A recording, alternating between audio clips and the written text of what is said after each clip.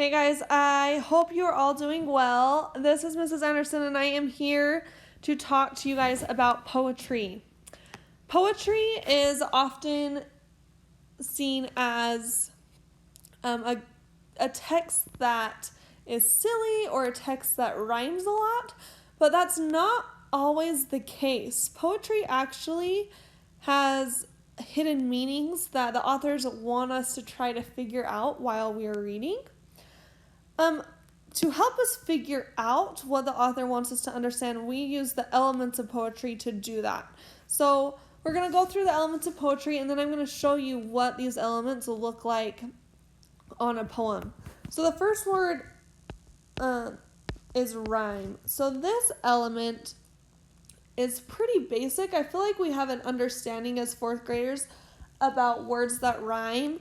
Just a few that I can think of off the top of my head are like look, book, fake, rake, cat, mat. Those types of words that rhyme, you can find those in poetry often, but they do not always have to be there. The next one is mood. Mood is just how the author wants you to feel while you are reading the poem or at the end of the poem. Does the author want you to feel sad or frightened? Maybe the author wants you to feel excited. Going down, we come to line here. Line is very basic. It's just referring to one line of the poem. Sometimes that is one word, sometimes that is 3 words, sometimes it's a little bit longer. It does not have to be a complete sentence, and it does not always have to have punctuation. It is just one line of the poem. The next one we get to is repetition. Repetition is just when the author uses a word or words more than once. They repeat the word. A theme you guys, I feel like, are pretty familiar with because we've been talking about theme quite a bit lately in our classrooms. A theme is just the message or lesson or moral that the author wants you to understand. Meter, what jumps out to me is the beat or the rhythm. Sometimes when we hear these poems, we kind of want to sing them or tap to them. That is the meter you are hearing coming through that poem.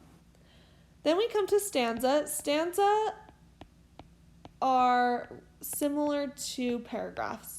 They're just a group of lines together that look like a paragraph, but in poetry, we actually refer to them as stanzas.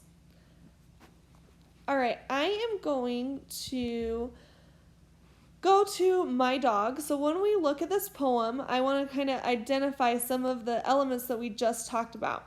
What jumps out at me is the my and the my here.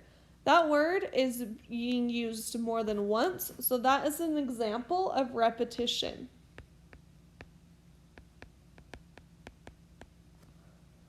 Then we come to mutt and nut. This is an example of a rhyme. This arrow is actually pointing to this entire line, not just the word but. So this is what I was talking about with just one line. That's not a complete sentence. It does have a comma in it, but sometimes it doesn't always. So that's just an example of a line. This box over here is actually pointing to 4 lines. This is talking about that chunk of lines. So this is a stanza. It does look kind of like a paragraph. All right, now these last 3 boxes. The feeling the author is trying to convey, this is how we feel when we are reading that poem. So this is the mood. Then we come to the author's message or lesson to be learned. Like I said before, I feel like you guys do have a pretty good understanding of that. This is the theme. And the last one is the rhythm of the poem.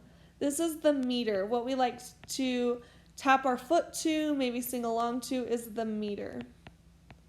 I hope this helps you guys understand a little bit more about poems and poetry, and hopefully it can help you understand your assignment today a little bit better.